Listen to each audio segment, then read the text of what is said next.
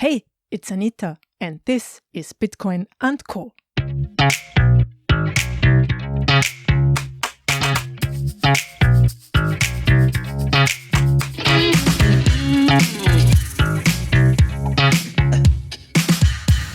Mastering freedom. Hello, girls and boys, ladies and gentlemen. Welcome to episode 77 of the Bitcoin & Co. podcast. My guest this time is Douglas Bakkum. He is the co-founder and CEO of the Swiss hardware wallet manufacturer Shift Crypto. Douglas holds a PhD in Neuroscience and shifted his career from starting a scientific research lab in academia to building a hardware wallet manufacturer at a time when no hardware wallets existed. Douglas saw the need for a solution and started the company together with Bitcoin core maintainer Jonas Schnelli in 2015. Shift Crypto is one of my sponsors, and after this conversation I have to say I'm even more impressed with their work. The Bitbox 02 has some additional features that set it apart from the other hardware wallets in the market, like the dual chip approach, for instance. I didn't know how that works before, and I'm that type of user who wants to have a general understanding of the concepts, as that strengthens my trust in the products, especially now in the Bitbox 02. Douglas is explaining these concepts in an easy, understandable manner. If you still have questions, no problem. Send me an email to hello@anitaposch.com and you will get an answer. For the more technical users of you, after the latest Electrum upgrade, it's possible to do a multi-sig setup with the Bitbox 02 with Electrum. Check out the Bitbox 02 hardware wallet to secure your coins at anita.link/bitbox02. That's Bitbox and a 0 and a 2. You can get a 10% discount with the code ANITA in the checkout. Hear from Douglas after these announcements.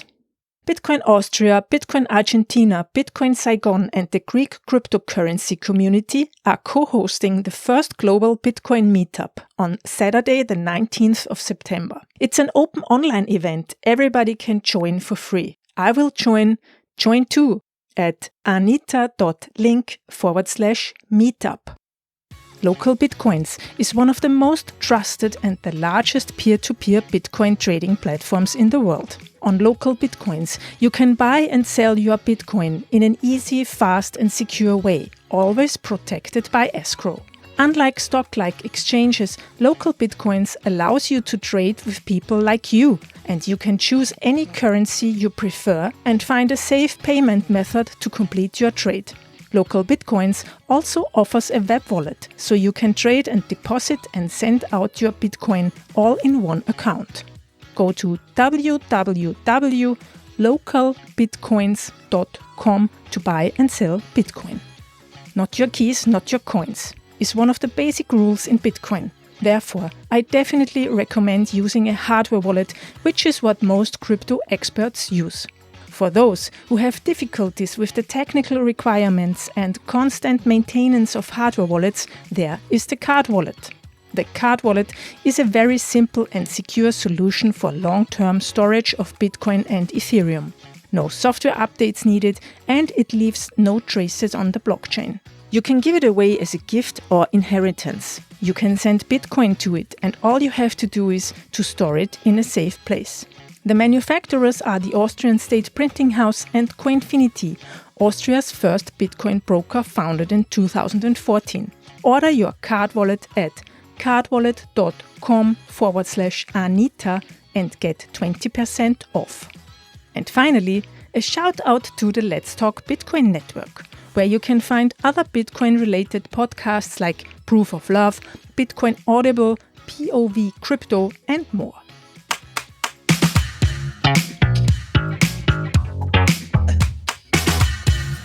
Hello, Douglas. Great to have you on the show. It's the first time. I had an interview with Jonas in German some months ago, but I'm very pleased to have you too now here. Hello. Hi, Anita. Yeah, thank you very much for this opportunity. I'm looking forward. Yeah, please introduce yourself. That's always the first thing we do here, so that the listeners know who you are, what you do, and what you did before. Sure. Let's see, where should I start? I guess from my birth, start early on. I'm from Wisconsin originally. I was born and raised there in the US. And I guess from an early age, I liked school. I was kind of good at it. And so I tried to stay in school as long as I could. I ended up going to university, got a degree in mechanical engineering. I went to grad school, studied mechanical engineering some more, researched with a focus on robotics and artificial intelligence, and some cognitive science also, and then ended up getting a PhD in neuroscience, which is a bit different.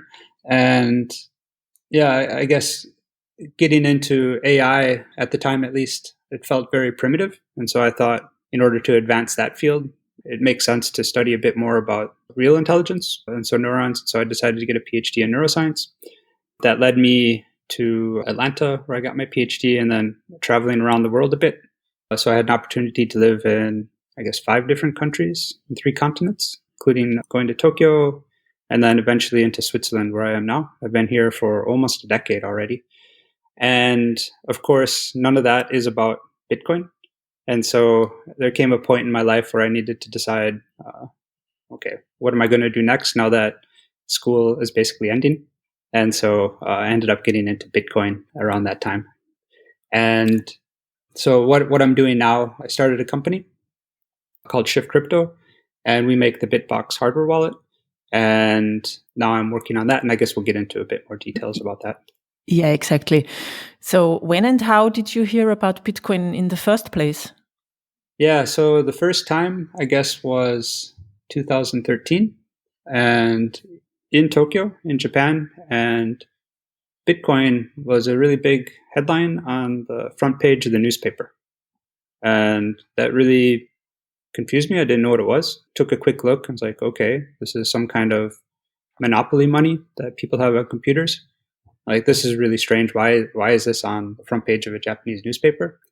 And I spent a bit of time digging in, and it didn't take me long to figure out, this is actually kind of important. And having a scientific background, I was most interested initially in like the scientific problems that Bitcoin solved. So it formed a solution to the Byzantine generals problem, basically a way to not have to trust anybody if you're doing something online. And so it basically formed the foundation for digital money that, as we all know, Bitcoin, with all of these really fascinating properties of censorship resistance, not needing to trust anyone, no centralized authority controlling it, and things like that. And just initially, it's a deep rabbit hole to figure out what Bitcoin actually means and what its impact actually means. But initially, just very superficially, I saw, okay, this solves an important problem. There could be a lot of things that could come out of this. And so that really fascinated me. I started getting involved a bit more and more. Probably like a lot of people with technical background, when they first got involved, I tried to, create trading algorithms to try to play the spread and the arbitrage and, shorts and whatever. Quickly learned that that's not my forte.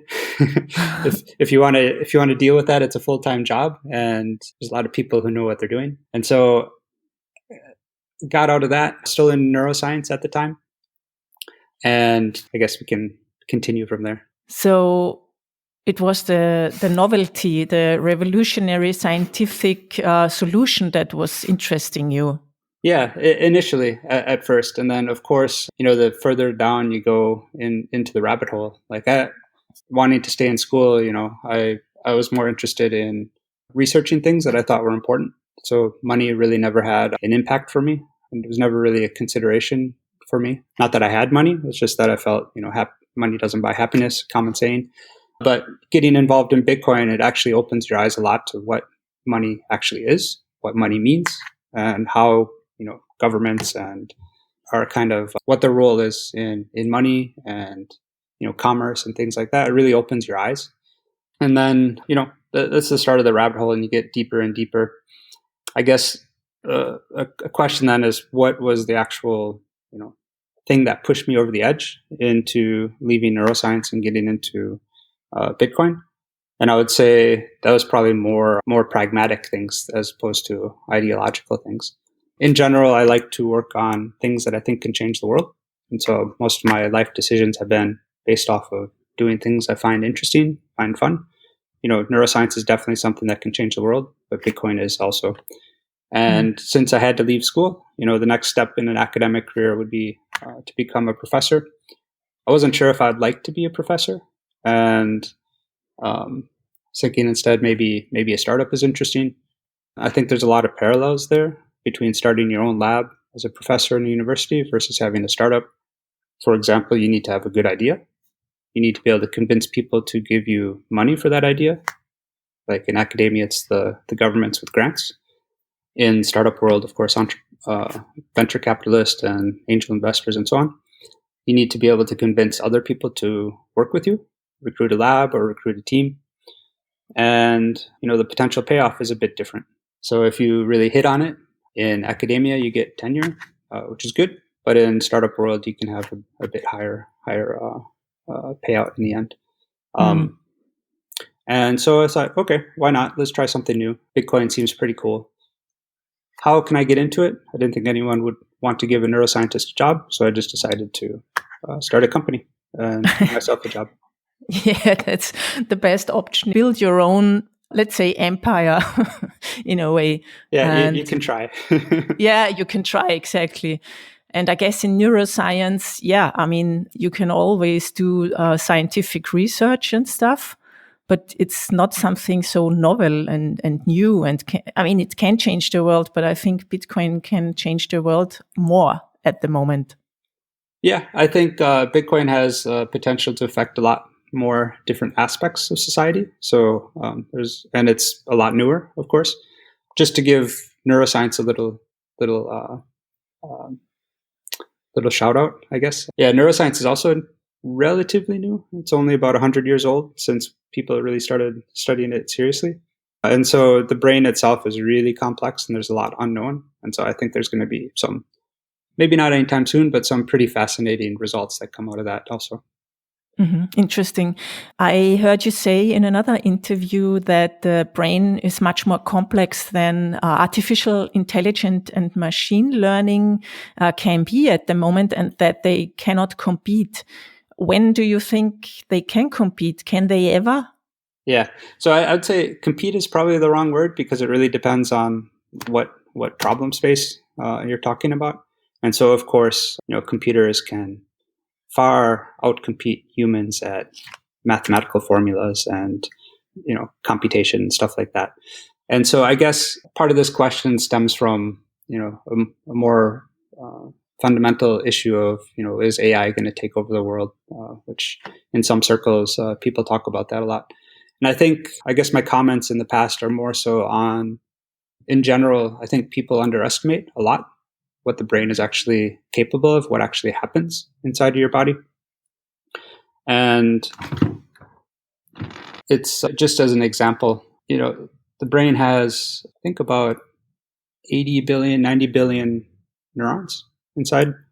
I just looked it up. The latest microchips have around that many transistors, the more advanced ones, about 50 billion. But the thing is, a transistor does really one thing, but a cell in your brain, a neuron, it's really like a supercomputer in itself. And so you have a lot of different molecular processes happening and all happening in parallel, all inside the same cell. And this has a huge amount of computational complexity that's possible. And more so, the architecture is a significant difference. So the brain it's all interconnected. So there's more connections in the brain than there are stars in the universe, for example. Mm-hmm. And I think, if you start to deal with like quantifying the computational capacity, it's the brain far outpaces computers. And so if you give a computer a specific task, it's going to do really well.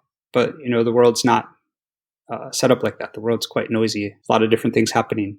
And the brain has evolved over millions of years in order to deal with this situation in a great way. And, and it works. Yeah. So in that aspect, and I think for AI to compete, it's dangerous to say it can never compete, but I think certain things will have to change. In particular, the computational architecture of computers. It's going to have to be a lot more massively parallel, maybe have some kind of evolutionary mechanisms involved, and so on and so on. I think this actually happening will be a long time away. Do you have any ideas or examples or a vision how AI or learned machines could interact with Bitcoin? I hadn't thought about it. Yeah, it just came to me, this question. I think, of course, if you have a task, so like where computers work well is when they have a specific task that they're given. And in that task, it can be a noisy environment, but it has a specific, I guess, goal to achieve. And so I'm quite confident that there's a lot of artificial neural networks and machine learning out there trying to figure out how to trade Bitcoin, for example, high-speed trading, and things like that. And so, yeah, I guess that's the most obvious example. Deeper down, I'm sure you could think of some more. And I mean, I have really no idea about neuroscience, to be honest. Yeah. But I read that the brain is plastic and it's very changeable. And you said that also before. What is your brain capable of? Do you have examples? Yeah. So the brain's pretty fascinating. And I would say, just to touch on AI again, I think what will come probably sooner than AI taking over the world would be the merger of biology and AI. So books, for example. And early on when I was doing my PhD, a book that I read that was quite inspiring to me is called Natural Born Cyborgs. And it talked about how humans, due to their brain, are basically already a form of cyborgs. And one of the examples I remember is something as simple as a pencil. And so we learn how to use a pencil to write words down on a piece of paper. And so the pencil becomes a bit of an extension of our body. And the words on the piece of paper become an extension of our memory. And there's other examples like, something as simple as glasses helps your vision better. And then there are, some people would even consider cyborgs are walking among us today, in the sense of some people who can't hear anymore. They have cochlear implants. So that's a direct electrical connection to neurons in your brain. It can help them hear. There's some retinal implants to help people see. And one of the fascinating things about the brain is, it's designed to adapt to environments. And so you can connect, let's say, electrodes to the brain. And in both directions, you can send signals into the brain, and it'll be able to use those and learn about them to have some kind of meaning. And so there's a lot of work on like prosthetic arms in order to give some kind of sensory feedback of how the muscles would move or the skin would feel. You can send electrical signals into the brain, and the brain can learn about that. And vice versa, you can connect electrodes in the brain to record neural signals, and the brain will learn how to adapt its signals in order to, for example, move the prosthetic arm. And there's a lot of work that's been done for decades now in monkeys showing this. And, that technology there's a few companies trying to commercialize that technology for people also.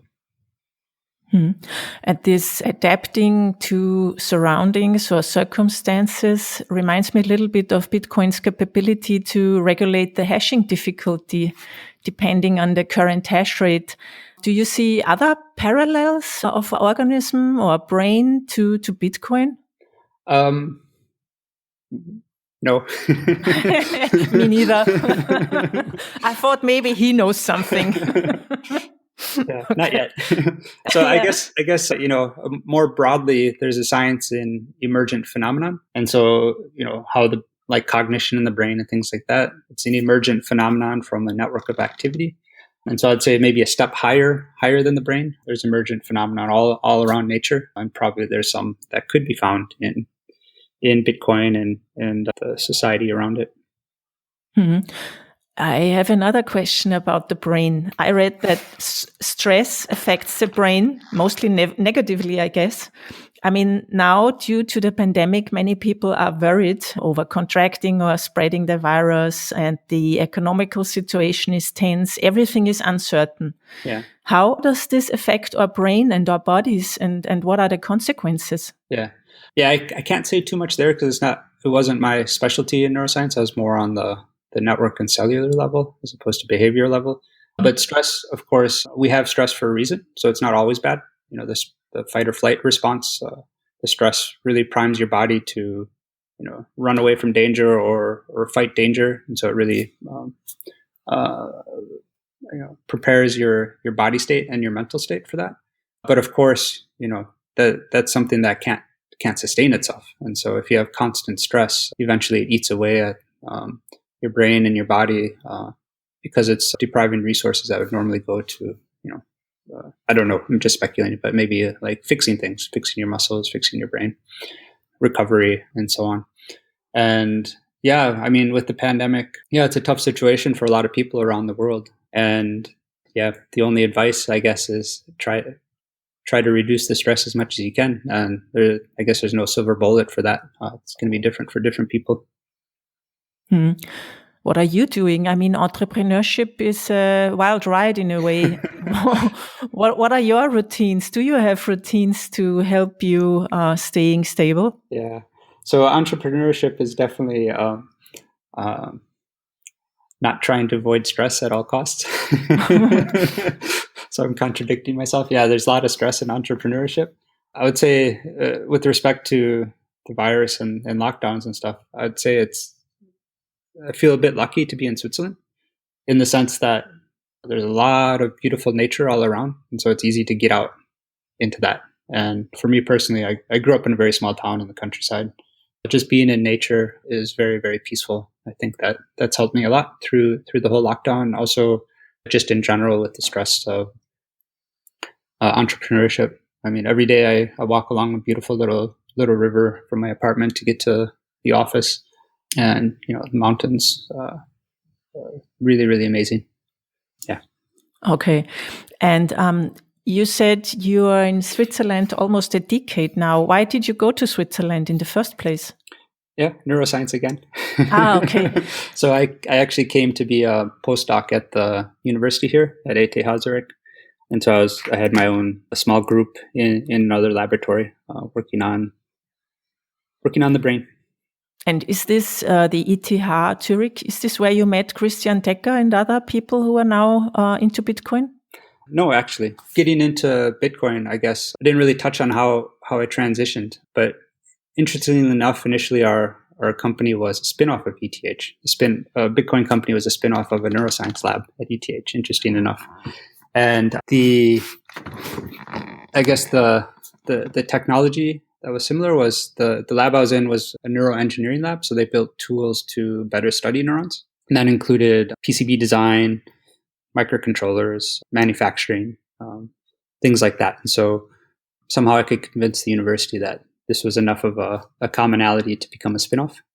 They're very supportive of it, which is cool. So was my old advisor. And I guess using some of these skills, I started playing around with making hardware. And at the time when I got involved in Bitcoin, there was no hardware wallets in existence. The idea existed, but nothing was on the market. And if you're around in that time, you may also recall that there's a lot of scams with hardware in Bitcoin at the time, in particular with mining equipment. And so I wasn't sure if hardware wallets would actually come to the market. So I just decided to start building my own. Early on, when I got into Bitcoin, I recognized the security implications. And so it took me a long time before I actually felt comfortable holding Bitcoin.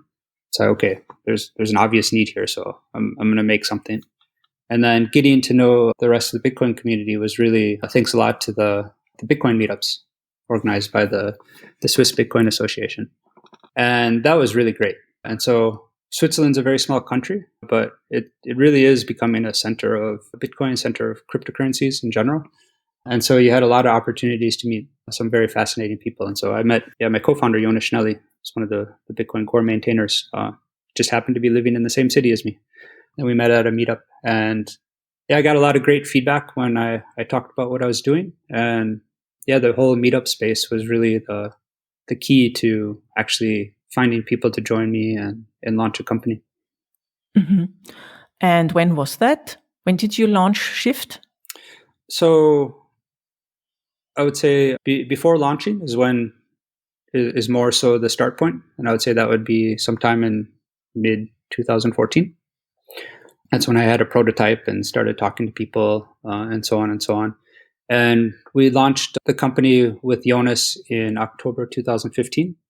So about a year later. And a lot of that was, polishing up the hardware, polishing up the software in order to use it, figuring out supply chains and manufacturing partners and stuff like that. Mm-hmm.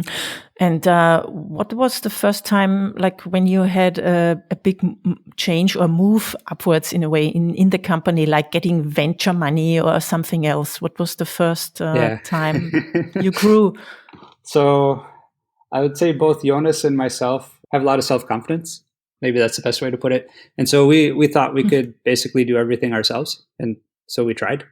and I think we did okay. We actually, in I think April 2016, we launched.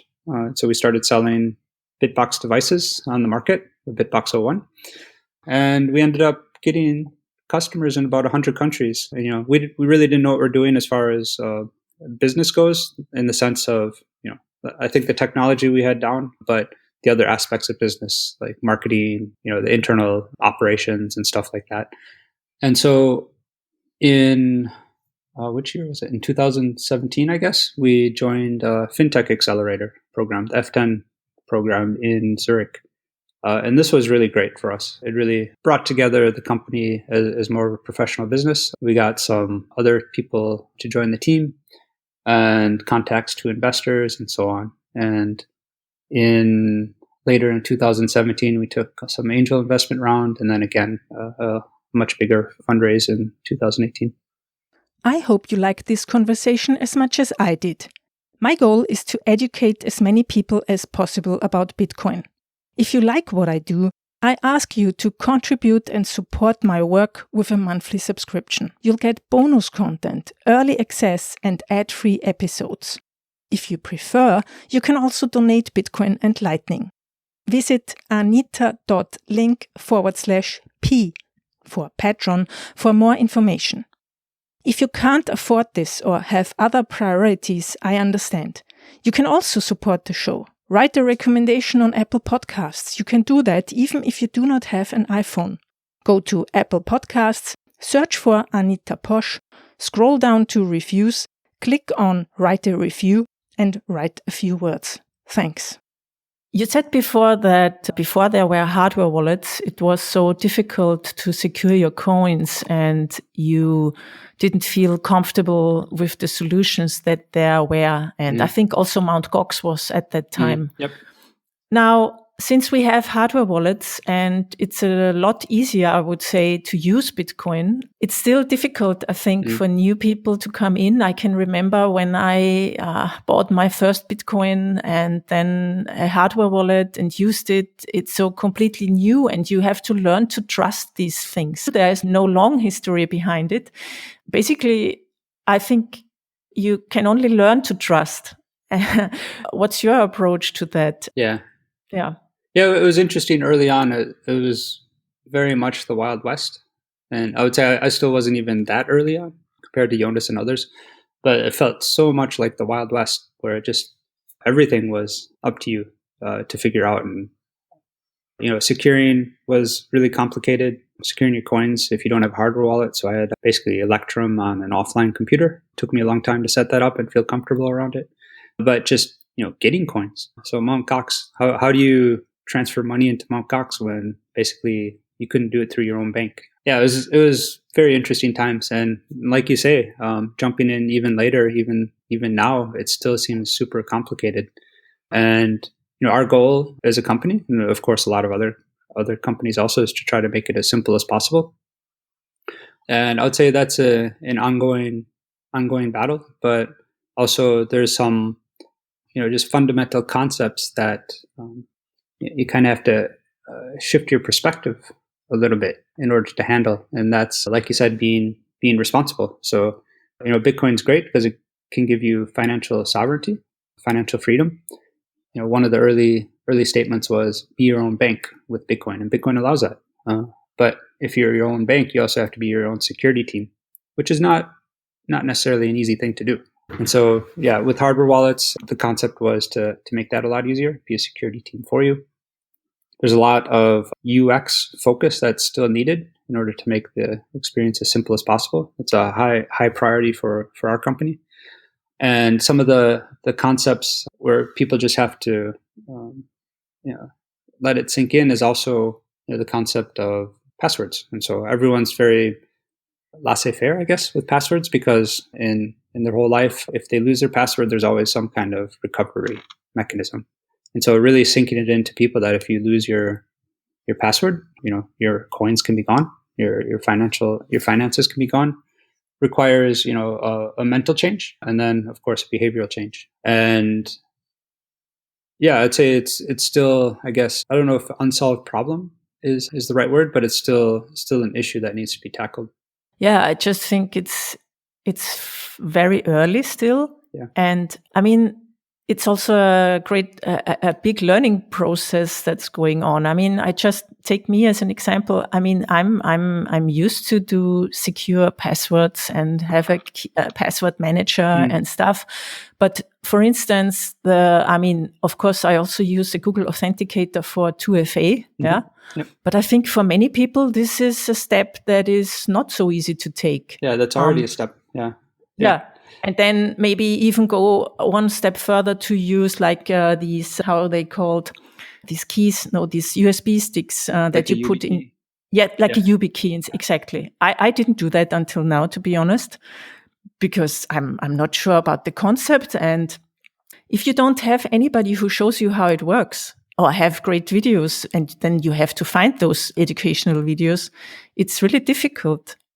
Yes, indeed. Yeah. So it's a bit of a new paradigm. And so, but I think it's a healthy step in that direction in order to try to, these big companies are kind of chipping away at, privacy, for example, and, self-reliance and so on is, I guess, less of a life skill, I would say, in the last decades. But I think that's maybe not necessarily a healthy thing. And so having some responsibility for your own privacy and your own freedoms, I think is important. And so I think, of course, the goal of companies is to make things as convenient as possible. Users shouldn't have to think about every little technical detail. But I think also with Bitcoin, the technology can allow that, but also still preserve the privacy and some of your self-freedoms. Yeah, but still, it's a step more. Like you have to think of so many things. I mean, just about the fact in the last months there was a data breach at Ledger, another hardware wallet manufacturer, where the marketing database with the shipping addresses was leaked. Yeah.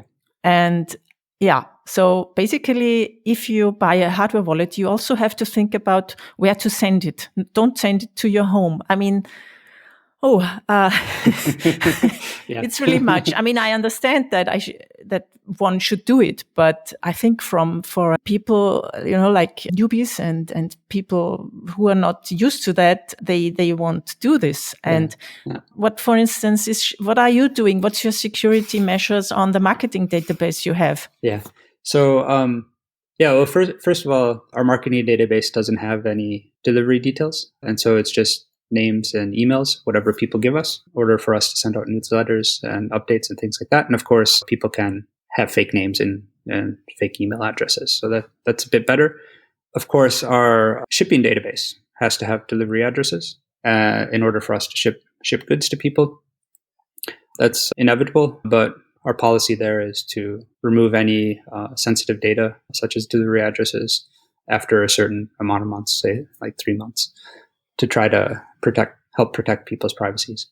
And I think you asked something else in that question too, but I've lost track. I did too, to be honest. Yeah, I think in general, how does Shift secure privacy of people and their data? Yeah. So of course, protecting privacy is something we take to heart. And so any personal details, if we don't need it, we'll get rid of it and try to go beyond that. Also, I'd say one that reminds me of one example of, for example, where we also allow people the opportunity to connect their own node to the hardware wallet, and this enables you to have more, privacy on your personal finances situation. So to explain that a little bit, a full node, of course, is a copy of the Bitcoin blockchain. And so the Bitcoin blockchain is where the public repository where all of your coins are recorded. So how many coins you have in your address is recorded on the public blockchain. What a lot of people don't realize when they buy a hardware wallet is hardware wallet gives you security, but it doesn't give you privacy. And so in order to use a hardware wallet, you have a software interface to it. And that software interface needs to ask the blockchain, how many coins do you have for your addresses? And by default, you're going to ask the wallet the wallet manufacturer, basically.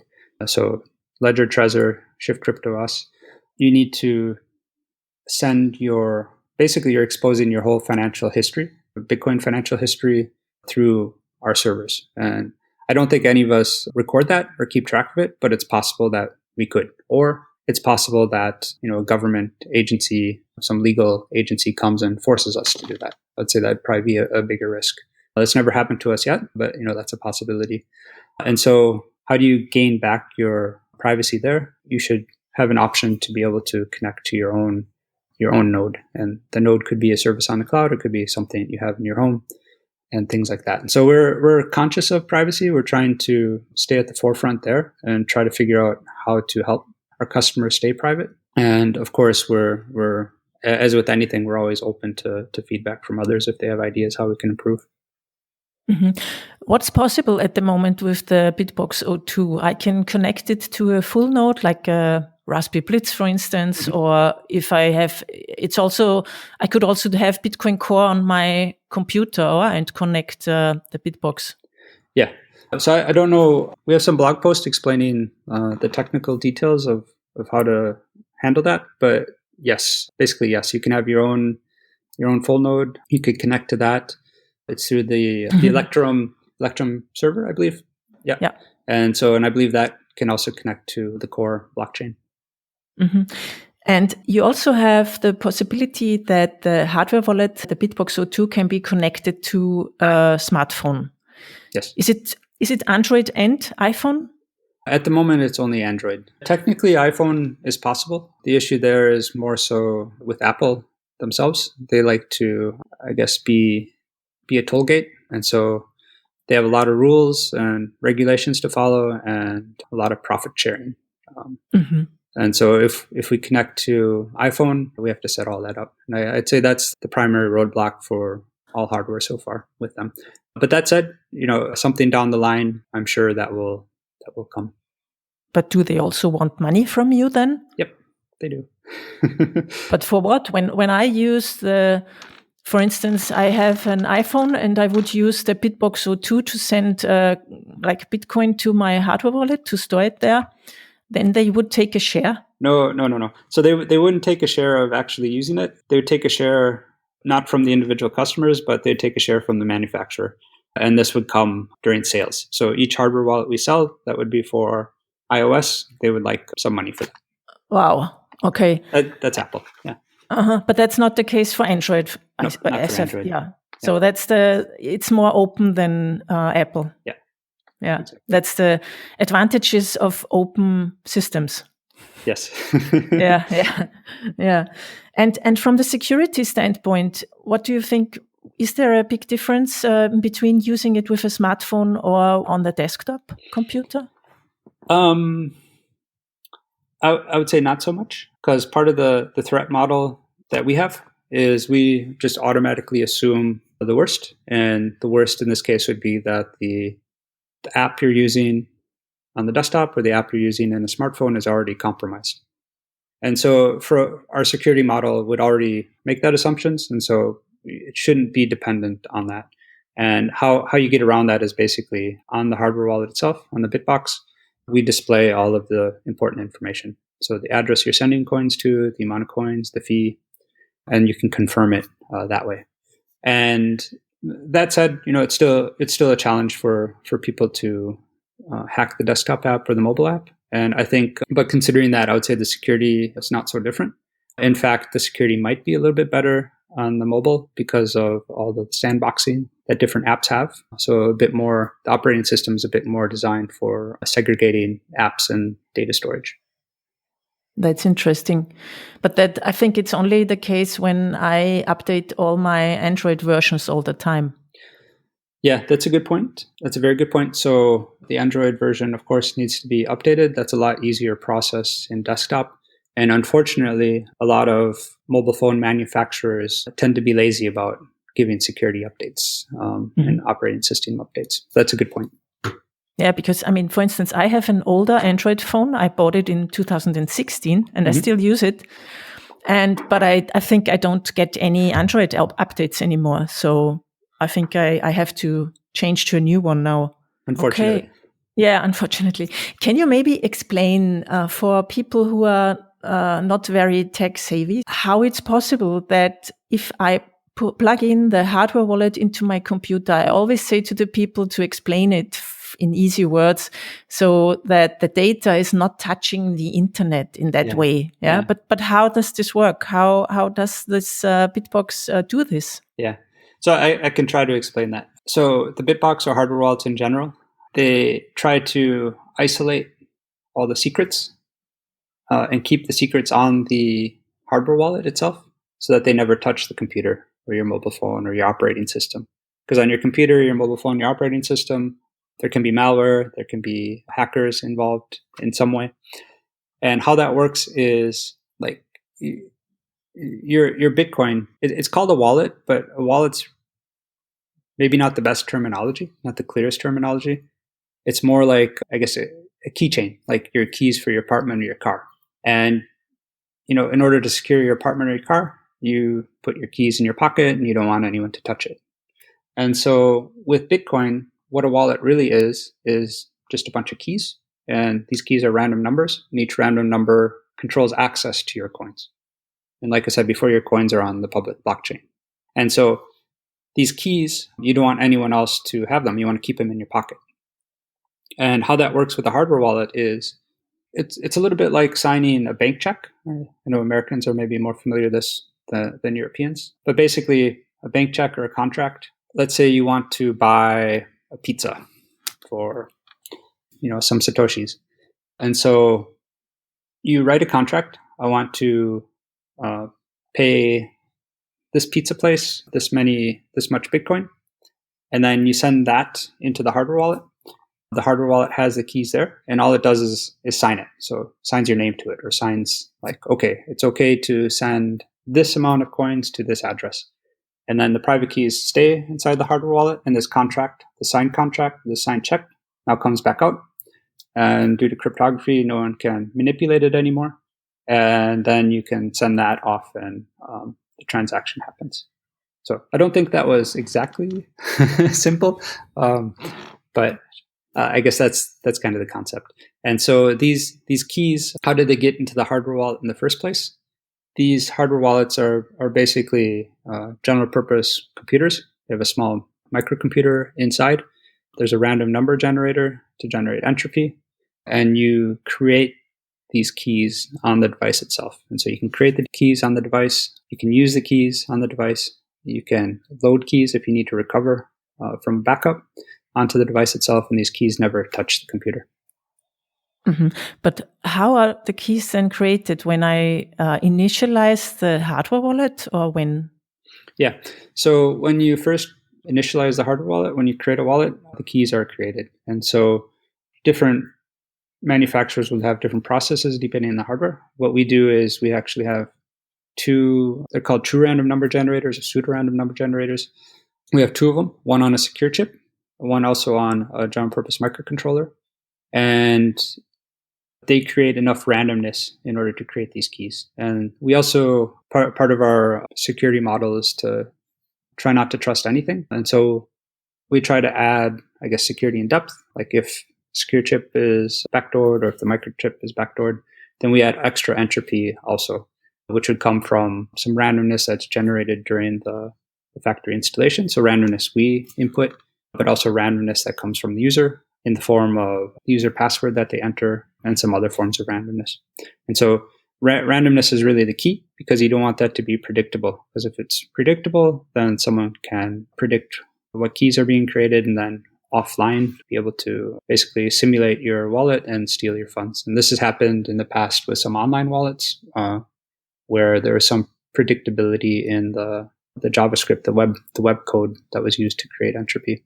Mm-hmm. And that's why it's so important to have a hardware wallet, to use a hardware wallet.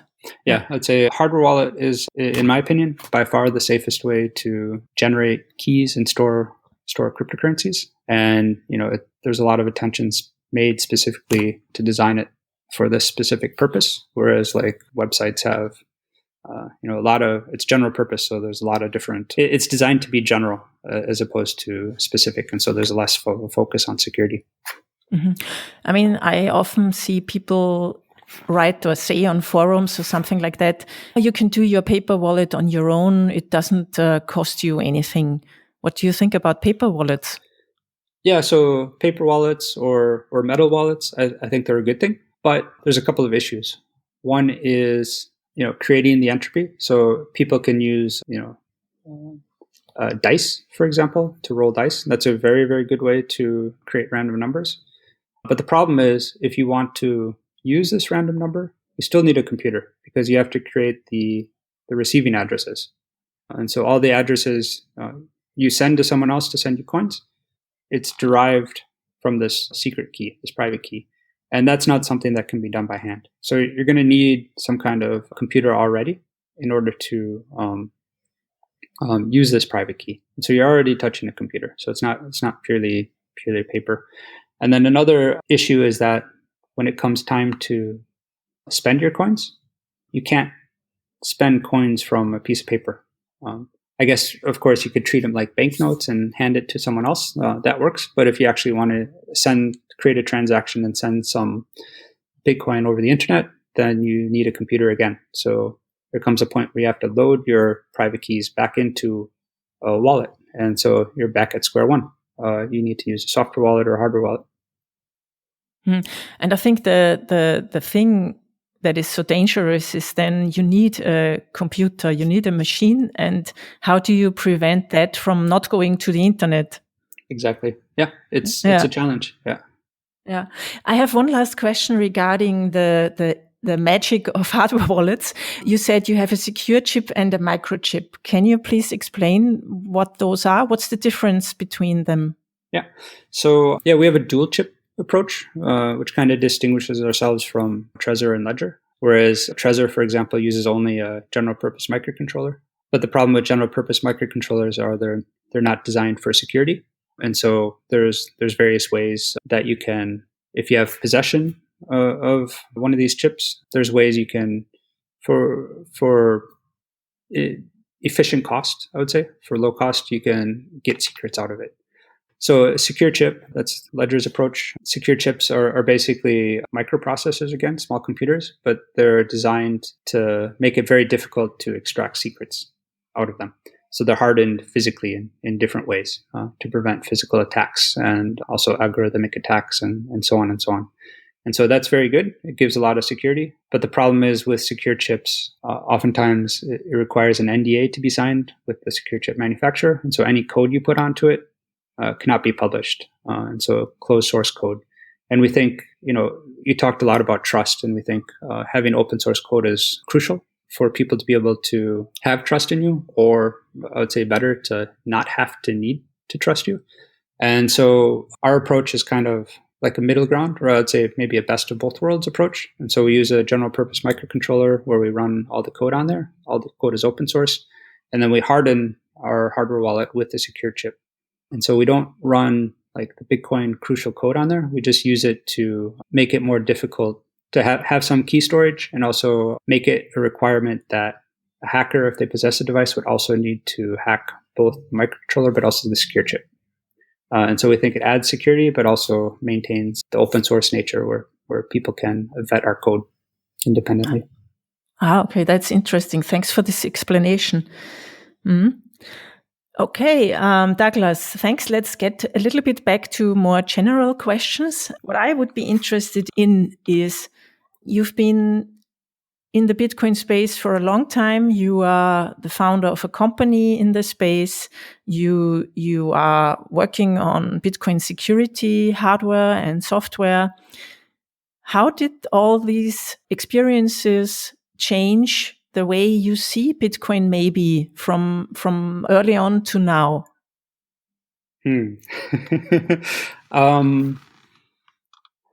Or maybe just as another idea, did the use of Bitcoin or your life with Bitcoin in a way change your behavior or maybe your perspective to life, anything like that?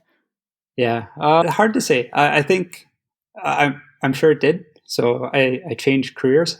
I'm no longer in academia. I'm in entrepreneurial world, and so of course that's a fundamental life change in my behavior. But I would say as far as my outlook on life, I'd say generally probably not, because I think if Bitcoin didn't exist, I'd probably still be living my life in a similar way. Maybe it's a different startup in a different field. Again, somewhere where I think, somehow in some little way I could contribute to something special that changes the world. And I think, Bitcoin, I guess it's the right place at the right time for me with Bitcoin, where, opportunities presented themselves where I could jump in and try to contribute to something I think is very special. And I would say, I guess my answer was no, because I guess my philosophy is a bit of eternal optimist kind of thing, where I think, if you work hard on something you love and you believe in, you can make an impact in the world. And I guess I'm grateful that it can be Bitcoin at this moment. Great. Yeah. It gives life a meaning in a way. Yeah. Yeah. I think that's a nice statement in the sense that it gives away, or it gives you a reason to do something, gives you a reason to do something important. Do you have any message for our listeners, or not only for our listeners? What would you put in an ad if I would buy for you an ad to be displayed on all social media platforms? What would it say? Oh no.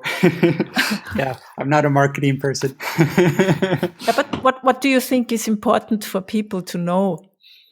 Yeah, I think like you said earlier, it's still really early in the space, and so I think I really like the direction, the new direction you're taking your podcast to try to open up this complicated world to new people. And I think it doesn't have to be complicated. And when you actually try to do things, for example, just making an online purchase with Bitcoin, I think people will be surprised at how easy it is, actually. I was really surprised all the way back in 2013, 2014, how much simpler using Bitcoin was than credit cards. It just felt so clean and easy. And I think, just letting people be aware that there's this technology and now this ecosystem and this whole philosophy exists now. It's out there that people may not be aware of, and the power that can come from it. And so one of the things that really attracted me to Bitcoin early on was this concept of empowering individuals. And so part of the philosophy of our company is to help support that, to equip individuals so that they can empower themselves. And I think Bitcoin brings this to the people, and it's hard to predict where that's going to lead to in the future. But I think it's going to be quite special, because if you look back on the history of technology, anytime there's a great revolution where power is brought to the people, you have huge advances in society, starting with agriculture or the wheel, written language with the printing press, the internet. I think Bitcoin is the next step. And so opening people up to, I guess, appreciate these aspects of Bitcoin is something that I think would be special for an ad that's spread across all social media. How to stick that into a tweet with a limited word count? Maybe I'll leave to you. Yeah, I always have this challenge when I find the titles for the podcasts. I did like the interviews, like also with you. I'm always then trying to find the essence of the interview. Yeah. Yeah. Okay, great. Thank you very much. That was very, very interesting. I hope not only for me, but also for our listeners. Please tell us where they can find Shift Crypto and maybe yourself and follow your work. Yeah. Again, thank you very much for the opportunity. It was great to be on the podcast. If your listeners are interested in learning more about us, you can find us at let's say the best place to start is our website, shiftcrypto.ch. CH is the country code for Switzerland. And from there, you can scroll down to the bottom of the page and find links to all of our social media, Twitter, Telegram, and so on. Mm-hmm. Yes, I will also put it in the show notes. Yeah. Great. Okay, thank you very much, Douglas. It's exactly 1 hour, and thanks for that, and have a nice day. Yeah, thank you very much. That's it for today. If you like my show, please share it with your friends and hit the subscribe button in your podcast player now. Thanks to my sponsors who make it possible that I can produce the show. LocalBitcoins.com, Shift Crypto with the Bitbox 02 and Coinfinity with their card wallet. Music. Start with Yes, Delicate Beats. Idea, content and production. Yours truly, Anita Posch.